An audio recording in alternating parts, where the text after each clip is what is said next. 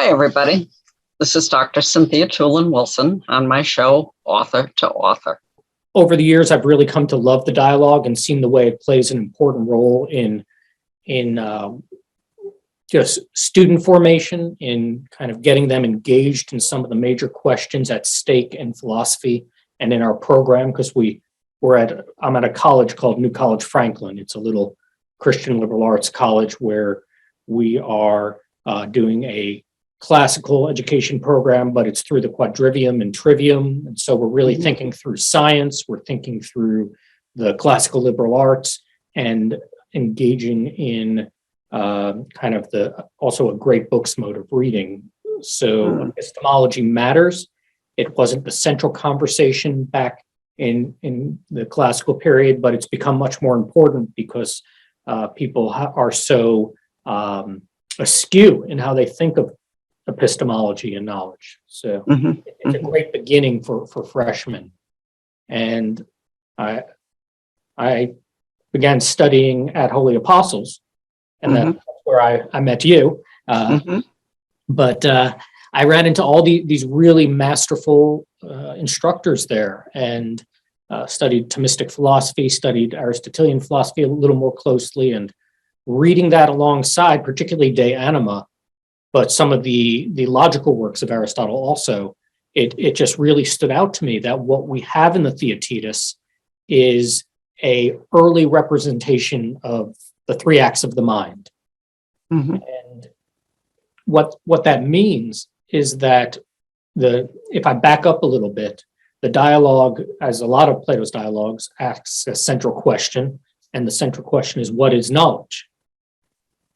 And it follows a lot of different rabbit trails, a lot of different directions, but primarily you can divide the dialogue up into three sections. And those three sections are sense apprehension, true opinion or opinion, and true opinion with a logos, or true opinion with an account.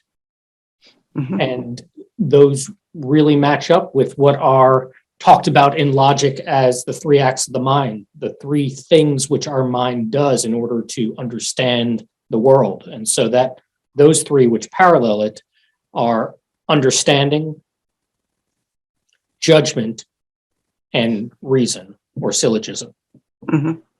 And so, as you know, it's been said years ago, I think it might have been Russell or Whitehead, who said everything is footnotes on Plato.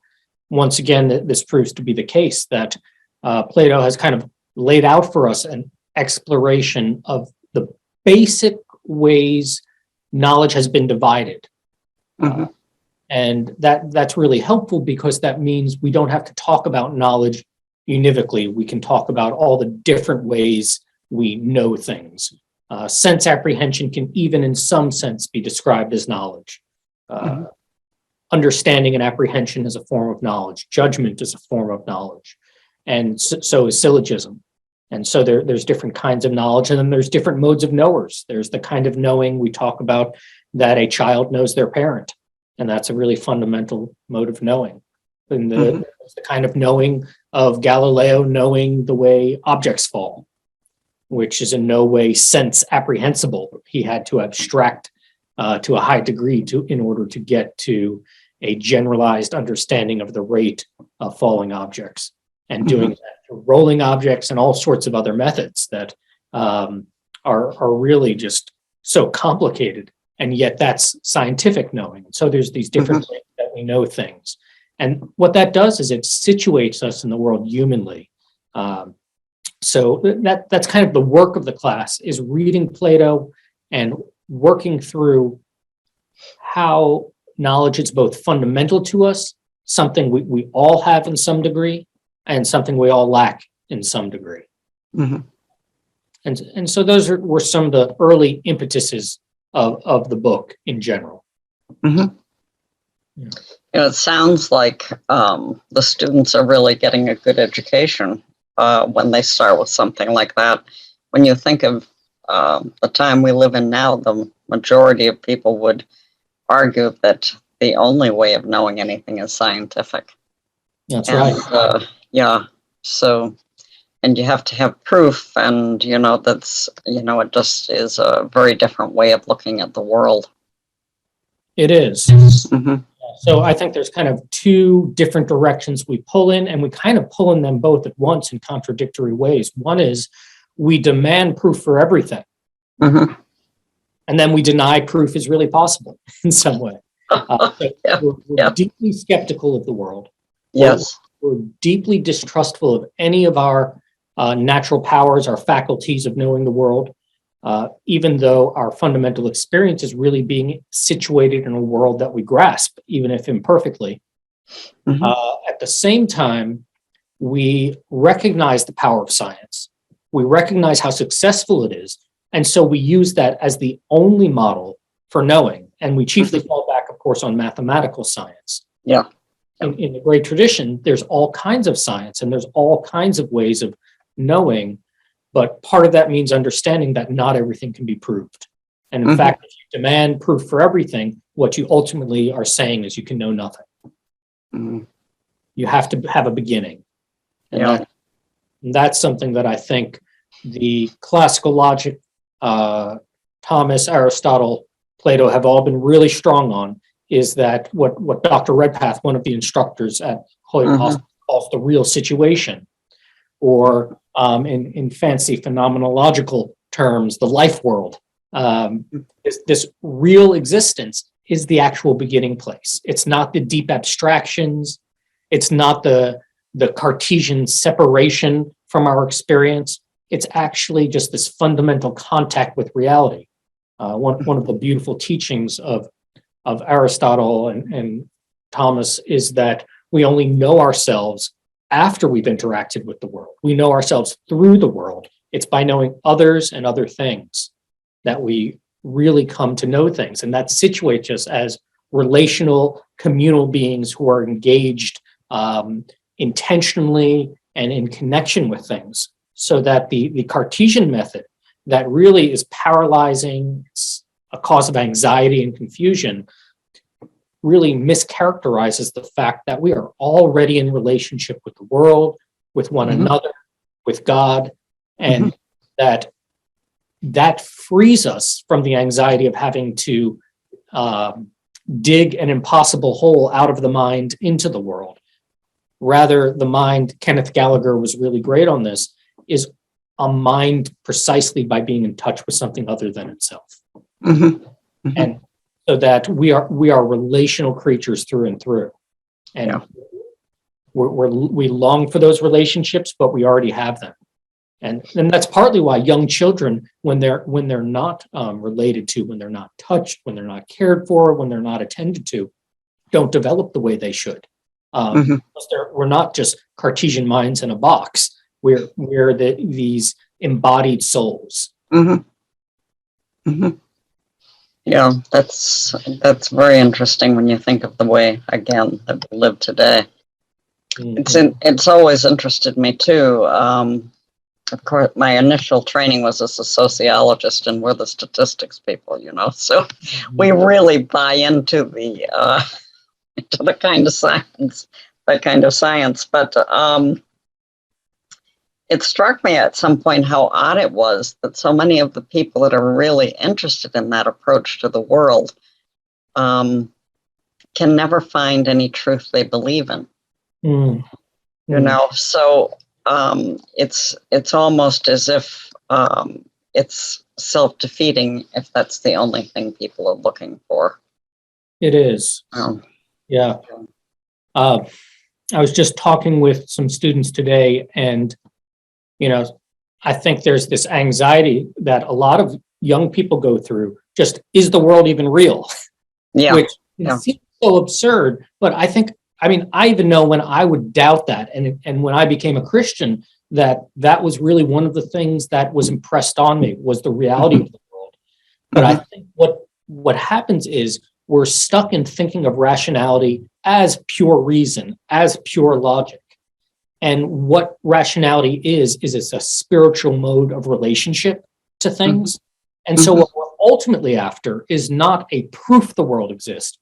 We're after the conviction that the world is ordered under love, that God is love and that he loves us, so that what will make us cease to doubt the existence of other things, the meaning of things, is not going to be a proof. It's going to be looking in the face of love. That's when we know things are real. That's the ground of our being. It's certainly truth, but that truth is love. And so it's before the face of God that we are set free from the need to prove everything, not only just by faith right now, but because he's the ground of being and truth. And that being that we're made in his image is love. Yeah. Good points. Help us for that. But they're not the goal. Yeah. That's true. And that's really one of the things that Plato is so amazing at. I love Aristotle. I love the way he works, the way he reasons, but there's something in the Platonic dialogues that are, of course, they're a little bit more fun to read, but also his trajectory, the way he points to God is just amazing. It's a dialogue on knowledge. And the first real question he asks is knowledge the same thing as wisdom? And he's talking to this young guy, which is great for reading with students because they really relate to this young guy getting asked questions by Socrates and being just very humble and trying to do the hard work of thinking these things through. But he asks him, is knowledge the same thing as wisdom? And he kind of just blows past it and says, sure. Right? But as we get older, we're really clear we can have a lot of knowledge and not a lot of wisdom. And so the first major definition of knowledge he offers is sense perception. And as they're working through that, Plato recognizes, or Socrates recognizes, that that's virtually equivalent to saying man is the measure of everything. It is Protagoras' argument. Man is the measure of everything. And eventually he brings Protagoras on stage and gives Protagoras' argument for what wisdom is. And it turns out that wisdom for Protagoras has nothing to do with truth. It separates truth and goodness, truth and beauty into two different categories. And you can immediately feel kind of the moral danger of this. But at nearly the center of the dialogue, he offers his definition of true wisdom, which is really shocking and just glorious. He says, true wisdom is knowing there's a fate we can't escape. And that fate is that we will either have conformed the pattern of our life and soul to God in righteousness, and we will bear that forever in happiness, or we will have conformed our soul to the pattern of misery and evil and bear that pattern on our soul for eternity. So it's just amazingly stark and glorious picture of what we're called to do and what true wisdom is. True wisdom takes you to the highest things, the highest causes, the thing we should be most concerned with. All other knowledge comes under that for him. Yeah. The students must really enjoy learning that. Yeah, they love it. They're compelled by it. And it also helps break up, because a lot of the dialogue's tough. A lot of it is kind of going in and out of various difficult problems of sense perception, which if all you've got is sense perception and you've got no memory, you've got no judgment, you've got no reason, you've really just got flux and change. So they're exploring, what is it even like, to think of a world that's just flux and change. And so he works through that section of the dialogue, which is parallel to understanding where we form concepts and experience objects as such and substances and kind of know the world, even if we're not forming scientific judgments about it. He then transitions to a discussion of true opinion, and he starts bringing in the faculties of the soul that are the interior faculties of reason, of imagination, memory, and at that point, he's asking this tougher question where he's saying, okay, if it's true opinion, what's false opinion? And how do we do that? And that's really hard to explain, how we do false opinion. But the remarkable thing that comes out of that discussion is there's actually something primary, which is knowledge. Because you can't have a false opinion unless there's something to opine about. Wittgenstein talks about that doubt is a secondary phenomenon. And you could say that the same thing about false opinion, that it's got to be secondary to some actual engagement with reality, whatever that is. And only then can you form a false judgment. But he brings in all these fascinating images. That's one of the delights of Plato, is imagery he brings in. This dialogue has the imagery or account of the midwife, in which the educator acts not as someone who kind of pours knowledge into the brain of their pupil, but simply kind of facilitates the bringing forth of knowledge. Plus, he's recognizing that we all have this potency, this power, this capability to learn, to know. This is, in this dialogue, he talks about wonder and the connection of wonder and philosophy. We have that obviously echoed in Aristotle's Metaphysics in the first book, I believe. I think it's the first book of the Metaphysics, where he talks about that really philosophy and the people who wrote myths were concerned with the same thing, which was wonders. That myths were the early philosophy. But he talks about how myth deals with wonder, and that wonder is the beginning of all philosophy. It places us in contact with the things we know, but don't know like we'd like to know. Like when we look at a rainbow and we want to know, how did that get there? And that's precisely the analogy he uses, because he talks about Iris, who is the messenger goddess of the rainbow, but her father is Thaumas, and his name means wonder. So he talks about her genealogy not being badly made, because in this natural phenomena, in this rainbow, right, it evokes wonder and it moves us to the source of things. So that nature starts moving it to the causes, which means nature's really moving us to the highest cause, to God, because it's evoking wonder. Why is this here? Yeah. Acting. I know it, but I don't know it like I'd like to. Yeah. Yeah, that I think is so true.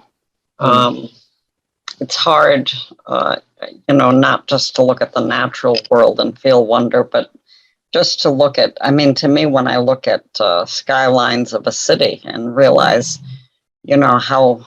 how man has been able to make things like this and has learned how to do these things over time, it gives you a sense of wonder, exactly at, to me, obviously, the intellect that God has given us and how we've learned to use it. So that was one of the things that the program really accomplished, was clarifying the idea of intentionality. Kind of contrary to Cartesian representationalism, where what we're really concerned with for Descartes are our own ideas. Whereas in the Thomistic model and in Aristotle's model, it was an intentional model, which meant that science and knowledge was not just about knowing the truth or knowing facts. It wasn't when just the mind reflected reality or when it was conformed to reality, but it was when it knew it was conformed to reality. And so it's not just about knowing stuff, but it's about being related to the world. So it's knowing things in truth, being related to things in truth. And that's what our mind, our intellect really does, is it's a relational spiritual organ in which we can be related to reality and truth, not just according to our senses or appetites, but according to what things are, according to good and evil, according to natural law, according to divine law. And so that it places us in this really amazing relation. And that's why we love science. That's what's so compelling about wonder, is not just we want facts. It's, I want to know that thing. I want to know this world. And ultimately, if we followed it, it would be, I want to know the source of all things. Why things at all. I've experienced that in my own life, where it's like I do, as I said, I enjoy looking at things that man has created, but it's like, where did we ever get that ability? That's right. And that really is the thing that makes you have to stop and think. But of course, the opposite side of that is, where do we get the ability to be so destructive? It's that's right. just heartbreaking. but it's, and that of course goes back to just the relationship we have with others, so. Yeah. We are a complex being. We know things and we're ignorant. We love and we don't love what we ought to love. Yeah. When we know what we ought to love. And that takes a lot of wisdom to know what to do with and how to live with that. And that's why we have guidance and counselors. And that's one reason I also love Plato and the Theaetetus is some of the incompleteness of the work, respecting just that we are philosophers, we're not sophers, we're not Sophia, we're not wise. The way Joseph Pieper put it is we have a borrowed wisdom if we have it. And it's a beautiful way to put it. We borrow it because we're not the source of that. We have it by a kind of love. And so we possess, we are united to the ones we love. And so when we're united to one, when we love wisdom and we love one who's wise, that's our real way of possessing wisdom. It's the same way that a child imitates a parent. They love them, and so they try to do the things that they do. They try to, pretend to bake when they're little, or to do carpentry, or to to work out or run or whatever it is their parents do. And their love unifies them in a kind of imitation. And that's what Plato's actually doing, or Socrates is doing with his pupil or interlocutor, Theaetetus. Theaetetus is actually a fascinating character because he's a historical character, and he will produce some major steps forward in the theory of irrational magnitudes or numbers, which appear in Euclid's Elements. And so he also dies in battle, and he seems to be a truly kind of virtuous pagan fellow who Socrates takes up in this conversation, and they just have this really deep, rich engagement where he follows him. He kind of shows what the virtues of a student are. He's curious, he's docile, he's hardworking, he doesn't want to give up, but he also recognizes when he's lost. And so it's just fun to kind of follow their progress together. There's a few other lovely moments in the dialogue. So like I said, there's the midwife imagery, which is pretty famous. People use the term eunuchs to talk about that. There is the philosophy begins in wonder. It has no other source. There's also the image of the signet ring and the wax, where he talks about the memory being a kind of wax blob or tablet in the heart, and you put impresses on it. And that image, I'm sure he didn't come up with that all by himself. That's probably somewhat common, but that gets followed in Aristotle, gets followed throughout kind of history. We have that even later on in Locke with the tabula rasa, the blank slate. He also develops this idea of hexis, which hexis is kind of a active state of the soul. It's a habit or way of holding something. And he talks about how you can have something in different ways. I can have a jacket, but not holding it. So I can own a jacket, but not have it with me at that time. And so he distinguishes between the owning or having and the holding. And that gets taken up by Aristotle in two different ways. One is in first act and second act, such as the soul can have potencies, but not be using them. It can have hexis, but also in terms of the habits of moral virtue, that we can develop those hexis, those character habits. And so that also comes out of this. And really amazing is that in the last section where the definition is that knowledge is true opinion plus a logos plus a rational account. He ends up saying they're trying to think through, well, what would count as a rational account? And they start working through the elements of things, the stoicheia, which that's where we go. Stoichiometry is from where is a name we use for chemistry sometimes. The elements. And he's playing with the alphabets and relating the alphabet letters to the elements of chemistry. But then he also suggests that perhaps we only can define a thing, we have a logos, when we give a difference. And that for someone familiar with a logic textbook, that's obviously the specific difference he's saying, the difference which sets it apart from everything else. Mm-hmm. He's giving us a definition of a thing according to its specific difference. So we have some of the real fundamentals of basic classical logic all laid out for us in this dialogue, which is really just a delight to kind of read through and see, because students at our school at New College Franklin are going through logic at the same time that they're reading this. And so there's lots of fun parallels and insights that they get to. You know, That's good. That's good. Yeah, we go through Dr. Kreef's book on logic. Both a beast in a sense. It's a tough book. It's sometimes a fire hose, but it really says what needs to be said, and so it's an excellent text. I love it. Very good. So the school that you're teaching at, what year is this that the students are starting this? The very beginning, or? Yeah, so this is the, I think, 13th year of the college, but we have a 4-year college, and they begin with Theaetetus freshman year. What we do is we parallel up the quadrivium, so they do arithmetic their first year, geometry, music, cosmology, astronomy, their senior year. So they're doing logic and they're doing arithmetic that first year. And we put this in arithmetic because arithmetic is not just math and counting for us, but it's kind of an introduction to science. It's an introduction to division, to the way the mind works, to the rational process, also to the modes of reasoning and various modes of apprehension, and then how we apply that to various things that will come up as they go through our program. Sounds like a really good program. It's a lot of fun. A lot of thought. It does.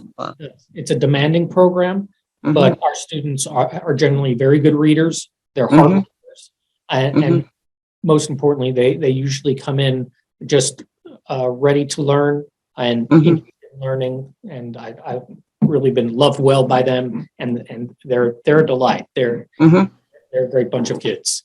They're eager, they're hungry for a sense that the world really is as they experience it rather than as they think it is.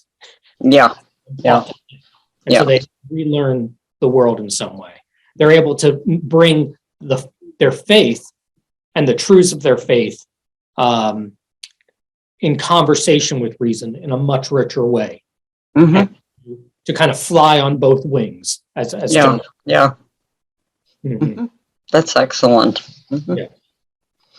So, and really for something that's only 13 years old, that's a lot of progress and a lot of thought going into that program.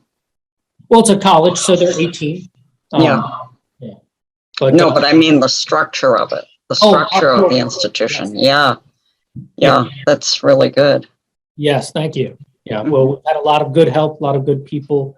Greg, our dean of the college, was really just a visionary in terms of thinking through and looking at the various models, the Oxford models, St. John's in Annapolis, and kind of taking from a lot of different places and seeing how could we do something here at a small level.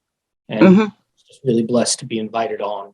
I've met a lot of really great people and faculty here.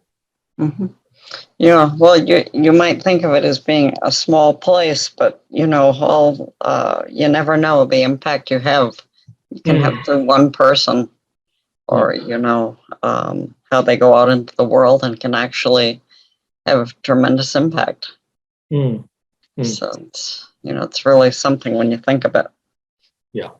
Young minds, they're like sponges. I know that's well used, but it's true. They really soak things up. And if they're in a place where they're learning the best, that has to have a good impact in the long run. You have to be careful what you say, because I hear students quote back things to me that I don't quite remember saying, but I must have said it. And so I hear a lot of silly things I've said too over the years. Yeah, that's good.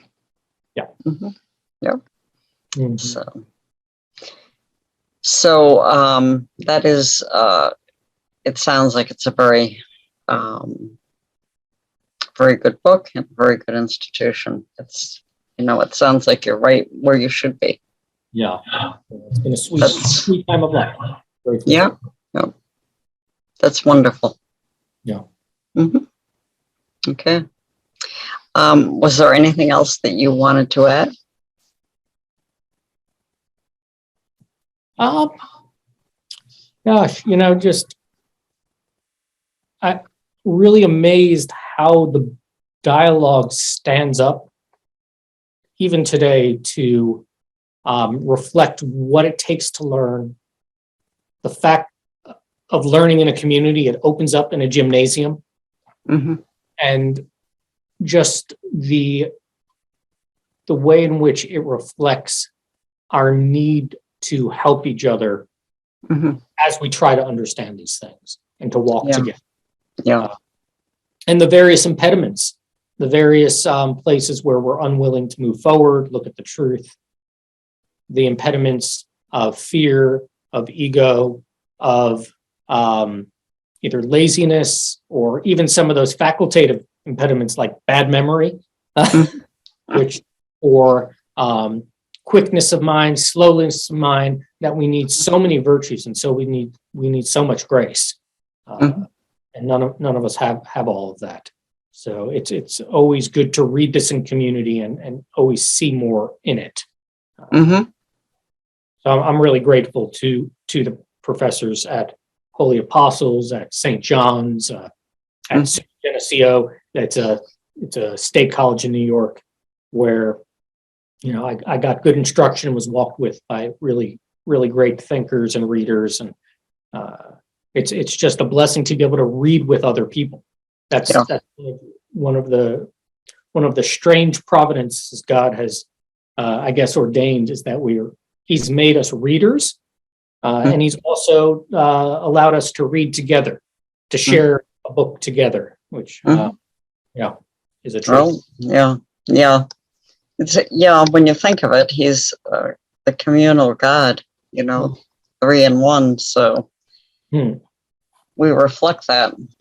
And maybe in some way we reflect that when we're reading, it's like how we interact, how we learn from each other. Mm-hmm. Yeah, not just from those who are right there before us, but from those way back when. Yes. Plato, Socrates, that all these people continue to be our teachers. And they are. A few years ago, I had always wanted to go for an MFA in writing. I wanted to write my memoir because, not to get off on the personal, but my mother had tried to abort me. And so that had quite an effect on my life. And I always wanted to write about that so that, so that maybe even just one woman read it and said, well, I won't have an abortion or, whatever. But when I was applying to the program, I kept emphasizing that to me, it isn't just that you read a book, someone is talking to you.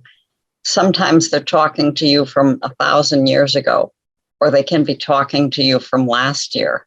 There is this conversation that goes on constantly with people from the past that are really the same as us in many, many ways. So it's that thought is something that I think is so significant and people don't necessarily realize. Yeah, I think that's what Hebrews 11 is doing, where it's recounting, it's that hall of faith. And I think it says Abel still speaks to us, something like that. Yeah. That their acts, their deeds, their lives still speak to us. They still inspire us. And so we're surrounded by them as witnesses. And so they bear us up, that we need them. And we don't even realize that's part of the reality, is that our lives begin and we're being nurtured and cared for by people and don't even realize we're being supported.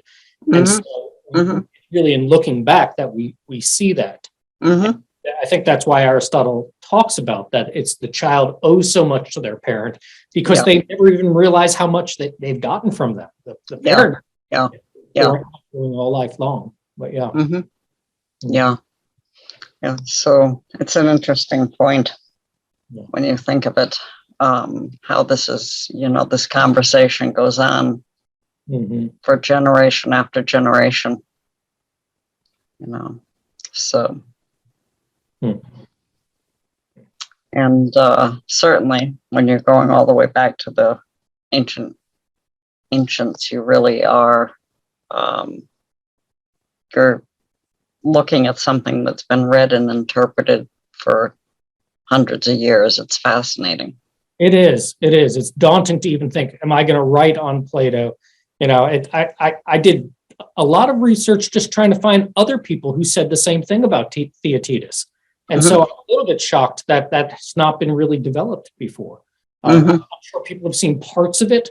But no one's kind of just lined it up like that. But, yeah, I mean, even Plato, though, was in conversation. Yeah. Right? At the Lyceum, at these schools. And they're in conversation with prior interlocutors, not just Protagoras, not just Heraclitus, Pythagoras, right? That this tradition goes back and back and back before we can actually even trace it. I think it was maybe in Pieper's Four Cardinal Virtues, he says that the four cardinal virtues were on the scene before we even know where they came from. Like they were just there. That people already knew about temperance and courage and justice, that these are prudence, that they were already on the scene. And that's kind of like language itself, that language is almost just there. Like we do not have someone who invented language. That was already like the reality of human existence, was to be immersed in a logocentric, word-based reality. Yeah. There's so much that's given to us in that sense. The given is the language Pieper uses for it. Yeah. And that's why we can celebrate. That's why we can worship, is because so much has been given. True.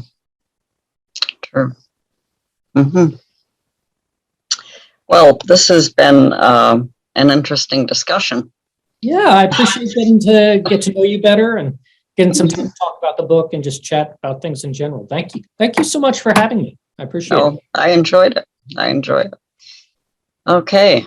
So would you like to close us in prayer? Yeah. Father, thank you so much for time together here, for guiding us. I pray that you would be with us as we go forward. Lord, have mercy. I pray this through Christ. Amen. Okay. Well, thank you very much for the interview. I enjoyed it, and I'm sure that our listeners will too.